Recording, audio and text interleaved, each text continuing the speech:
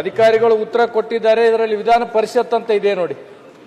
ನಾವು ವಿಧಾನಸಭೆಯಲ್ಲಿದ್ದೀವಿ, ಸ್ವಲ್ಪ ಕನ್ಫ್ಯೂಷನ್ ಅಲ್ಲಿ ಇದ್ದೀನಿ ಅಧ್ಯಕ್ಷ.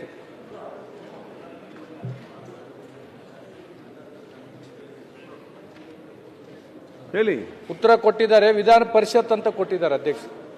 ನಮ್ಮ ಜಿಲ್ಲೆಯಲ್ಲಿಂದ ಕೊಟ್ಟಿರ್ತಕ್ಕಂಥ ಮಾಹಿತಿಯಲ್ಲಿ ನಾವಿರ್ತಕ್ಕಂಥ ವಿಧಾನಸಭೆ ವಿಧಾನ ಪರಿಷತ್ ಅಂತ ಕೊಟ್ಟಿದ್ದಾರೆ. ನನಗೆ ಜಿಲ್ಲೆಯಿಂದ ವರದಿ ಬಂದಿರ್ತಕ್ಕಂಥ ಏನಾಗಬೇಕು ಎಲ್ಲಿ ಸರ್, ಇದನ್ನು ಕ್ಲಾರಿಫೈ ಹೇಳ್ತಾ ಇದ್ದೀನಿ. ವಿಧಾನಸಭೆಯಲ್ಲಿ ವಿಧಾನ ಪರಿಷತ್ ಅಂತ ಬಂದಿದೆ. ವಿಧಾನಸಭೆ ಅಂತಿದೆಯಲ್ಲ? ಇಲ್ಲ ಸರ್, ನನಗೆ ಬಂದಿದೆ ನೋಡಿ ಸರ್, ನಿಮ್ಮ ಇಲಾಖೆಯಲ್ಲಿಂದ ಕೊಟ್ಟಿರ್ತಕ್ಕಂಥದ್ದು. ಇದರಲ್ಲಿ ವಿಧಾನಸಭೆ ಅಂತಿದೆಯಲ್ಲ, ವಿಧಾನ ಪರಿಷತ್ ಅಂತ ಬಂದಿದೆ ನೋಡಿ ಸರ್. ಈ ಕಾಪಿ ಇದೆ. ನಿಮ್ಮ ಕಾಪಿ ಅಲ್ಲಿ ಕೊಡಿ, ಅವ್ರ ಕಾಪಿ ನೀವು ತಗೊಳ್ಳಿ. ಅವನಿಗೆ ಕಾಪಿ ಕೊಡಿ, ಆ ಕಾಪಿ ಅವ್ರಿಗೆ ಕೊಡಿ, ಅವ್ನ ಕಾಪಿಲಿ ತಂದು ಕ್ವಶನ್ ಇದರಲ್ಲಿ ಬರ್ದಿದ್ದೀನಿ ಅಧ್ಯಕ್ಷರು. ಸ್ವಲ್ಪ ಪ್ರಶ್ನೆಗಳು ಬರ್ದಿದ್ದೀನಿ, ಕಳಿಸ್ತೀನಿ. ಆಯ್ತು. ಹ್ಯೂಮನ್ ಹೇರರ್ ಕೆಲವೊಮ್ಮೆ ಆಗ್ತದೆ. ಮಾನ್ಯ ಸಚಿವರೇ, ಮಾನ್ಯ ಅಧ್ಯಕ್ಷರೇ, ಈಗಾಗಲೇ ನಾನು ನನ್ನ ಕ್ಷೇತ್ರದ ಆಹಾರ ಪೂರೈಕೆಯಲ್ಲಿ ಆಗ್ತಕ್ಕಂಥ ವ್ಯತ್ಯಾಸಗಳ ಬಗ್ಗೆ ಮಾನ್ಯ ಸಚಿವರಿಗೆ ಪ್ರಶ್ನೆ ಕೇಳಿರ್ತಕ್ಕಂಥದ್ದು. ನನಗೆ ಅಧಿಕಾರಿಗಳು ಕೊಟ್ಟಿರ್ತಕ್ಕಂಥದ್ದು ಏನಿದೆ ಅಂತಂದ್ರೆ, ಕೇವಲ ನನ್ನ ಕ್ಷೇತ್ರದಲ್ಲಿ 8 ಜಿಲ್ಲಾ ಪಂಚಾಯತ್ ಬರುತ್ತೆ. ಕೇವಲ 4 ಜಿಲ್ಲಾ ಪಂಚಾಯತಿಗೆ ಮಾತ್ರ ಏನಂತಂದ್ರೆ ಸೀಮಿತಗೊಳಿಸಿದ್ದಾರೆ. 55 ತಾಂಡಗಳು ಬರುತ್ತೆ, ಕೇವಲ 23 ತಾಂಡಗಳಿಗೆ ಮಾತ್ರ ಉತ್ತರ ಕೊಟ್ಟಿದ್ದಾರೆ. ಇದರಲ್ಲಿ ನಾವು ಕೇಳಿರ್ತಕ್ಕಂಥದ್ದು, ಸ್ವತಂತ್ರ ಬಂದು 80 ವರ್ಷ ಆಯಿತು, ಕೇಂದ್ರ ಸರ್ಕಾರನೂ ಫ್ರೀ ಅಕ್ಕಿ ಕೊಡ್ತಾ ಇದೆ, ರಾಜ್ಯ ಸರ್ಕಾರನೂ ಫ್ರೀ ಅಕ್ಕಿ ಕೊಡ್ತಾ ಇದೆ. ಇವತ್ತಿಗೆ ಏನಂತಂದ್ರೆ ನಮ್ಮ ತಾಂಡಗಳಿಗಾಗ್ಲಿ, ಗ್ರಾಮೀಣ ಪ್ರದೇಶಕ್ಕಾಗ್ಲಿ, ಮಳೆಗಾಲದಲ್ಲಿ ಬೇಸಿಗೆಗಾಲದಲ್ಲಿ ನೀವು ಕೊಡ್ತಕ್ಕಂಥ ಫ್ರೀ ಅಕ್ಕಿಗೆ 50 ರೂಪಾಯಿ 100 ರೂಪಾಯಿ ಆಟೋ ಏನಂತಂದ್ರೆ ಗಾಡಿ ಖರ್ಚು ಮಾಡ್ಕೊಂಡು ಏನಂತಂದ್ರೆ ಗ್ರಾಮಗಳಿಗೆ ಹೋಗ್ಬೇಕು ನಾವು. ಅಲ್ಲಿ ಹೋದಾಗ ಏನಂತಂದ್ರೆ ಅವರು ತಂಬು ತಗೋ ಸಲಗ ಡೀಲರ್ದವರು ಒಂದು ಸಲ ಕರ್ಕೊಂಡು ಹೋಗ್ತಾರ, ಮತ್ತೊಂದು ಸಲ ಹೋದ್ರೆ ಅವ್ರು ಏನಂತಂದ್ರೆ ಇರೋಂಗಿಲ್ಲ. ನೀವು ಕೊಡ್ತಕ್ಕಂಥ ಫ್ರೀ ಅಕ್ಕಿಯಲ್ಲಿ ಏನಂತಂದ್ರೆ ಎಷ್ಟು ಸಲ ನಾವು ಡೀಲರ್ ಹತ್ರ ಹೋಗ್ಬೇಕು? ಇವತ್ತಿಗೂ ನನ್ನ ಕ್ಷೇತ್ರದಲ್ಲಿ, ನನ್ನ ಜಿಲ್ಲೆಯಲ್ಲಿ ಯಾವ ಗ್ರಾಮೀಣ ಪ್ರದೇಶದಲ್ಲಿ ಸಹ ಫುಡ್ ಗ್ರೇನ್ ಏನಂತಂದ್ರೆ ಗ್ರಾಮೀಣ ಪ್ರದೇಶಕ್ಕೆ ಹೋಗಿ ಕೊಡಂಗಿಲ್ಲ. ಯಾವ ತಾಂಡಗಳಿಗೂ ಸಹ ಏನಂತಂದ್ರೆ ಫುಡ್ ಗ್ರೇನ್ ಹೋಗಿ ಏನಂತಂದ್ರೆ ಕೊಡಂಗಿಲ್ಲ.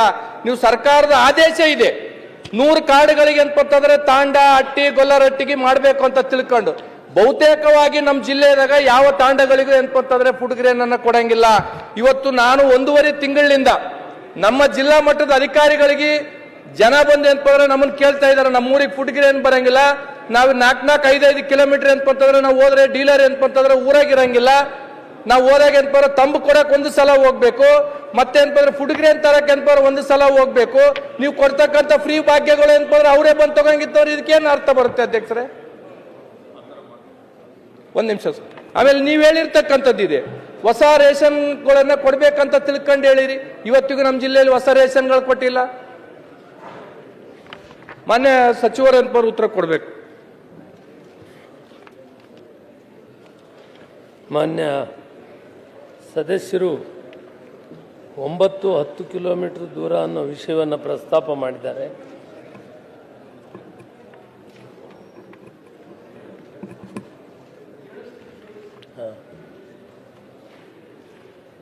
ಸರ್ವೇ ಸಾಮಾನ್ಯವಾಗಿ 3 ಕಿಲೋಮೀಟರ್ಗಿಂತ ಹೆಚ್ಚಿದ್ರೆ, ತಾವು ಕೂಡ ಫುಡ್ ಮಿನಿಸ್ಟರ್ ಇದ್ರಿ, ಅಲ್ಲಿ ಉಪಕೇಂದ್ರವನ್ನು ತೆಗೆದು ವಾರದಲ್ಲಿ 1 ದಿನ 2 ದಿನ ಆದರೂ ಅಲ್ಲೇ ಅವ್ರಿಗೆ ಅನುಕೂಲ ಮಾಡಿಕೊಡ್ಬೇಕಂತ ಆದೇಶ ಇದೆ.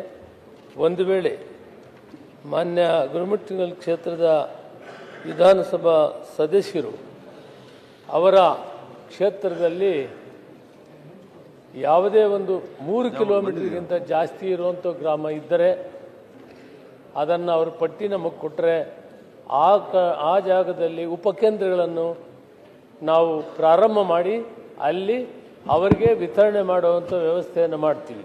ಎರಡನೇದು,